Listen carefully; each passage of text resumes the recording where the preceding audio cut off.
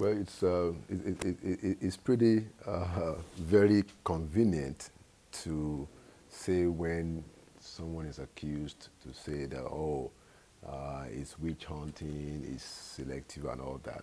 I think what the Nigerian people expect is that, when you are confronted and when an allegation is made against you, you defend yourself. You explain what happened, not try to bring up an excuse. Oh, it's because I'm Muslim. Oh, it's because I'm Christian. Oh, it's because I'm from the Southwest. It's because I'm from the Northeast and stuff like that. Look, we know that oil was lifted.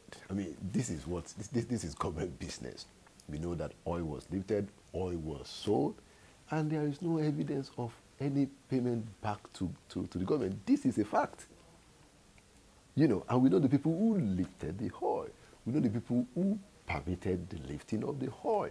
These are settled facts. And there is no evidence of payment of the oil that was sold or upon the royalties or taxes. No evidence. So when we bring out this kind of information, we're not being frivolous. We're only saying that if it is possible, or in a situation where just 3 people can come together and take out something that is worth over $3 billion US, which is about $1 trillion in today's rate, it is something that ought to provoke some kind of outrage, and that is why Nigerians are saying, look, let's find out what happened. It's important to find out what happened. That's a huge sum of money out of the economy. Well, these issues have always been with us, so it's not a question of whether they are coming in at a particular time or not. We believe that one of the biggest problems of this country is corruption. And so it's important for us to talk about it because there has to be consequences. We have to tame this thing. Like the president has said, if we don't kill corruption, corruption will kill us.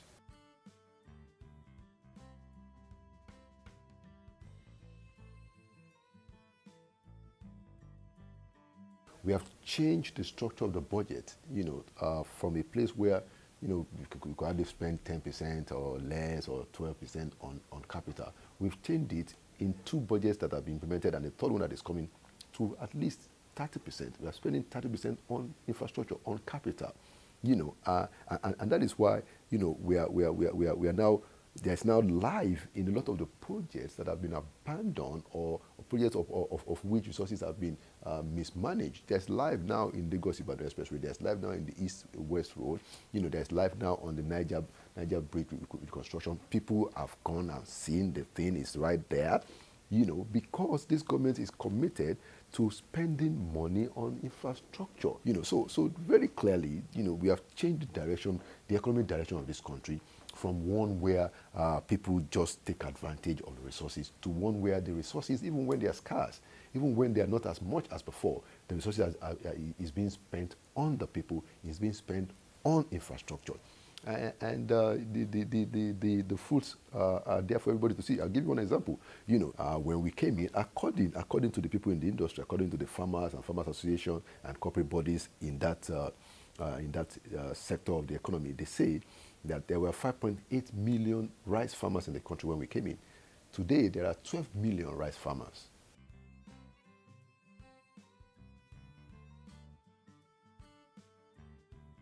So what we are doing with Empower, where we now have about 200,000, graduates that are engaged, is to let them get a sense of some self-realization, even contributing to their communities, because all of them are working in their local government, fulfilling a particular need.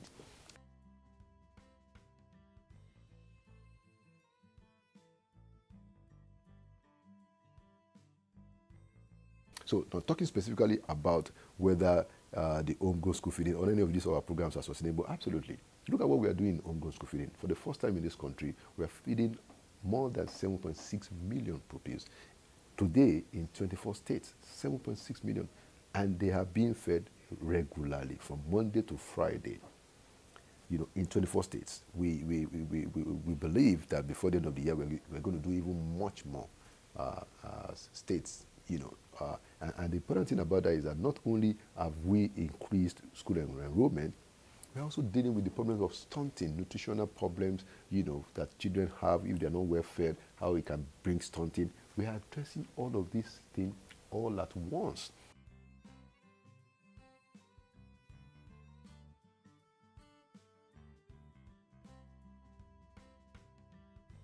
What is important is that this government, the president and the vice president, have made it very clear that there has to be freedom of worship, and that is why we condemn any time there is an attack on a place of worship. We consider it to be sacrilegious. We consider it to be some of the worst things anybody can do, you know.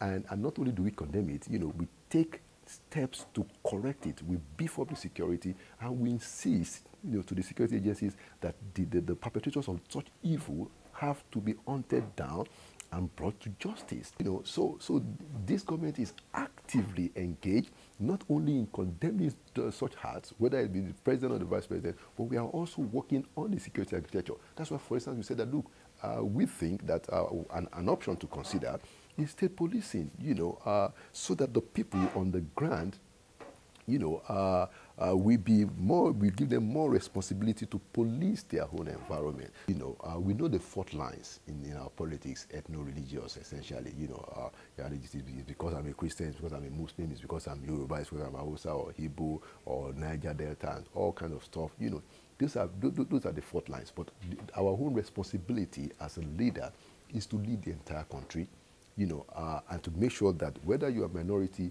or you are majority, everybody's interest is protected, life is protected, property is protected, and we secure this nation. And by God, we will do that, because that is our commitment and that's our dedication.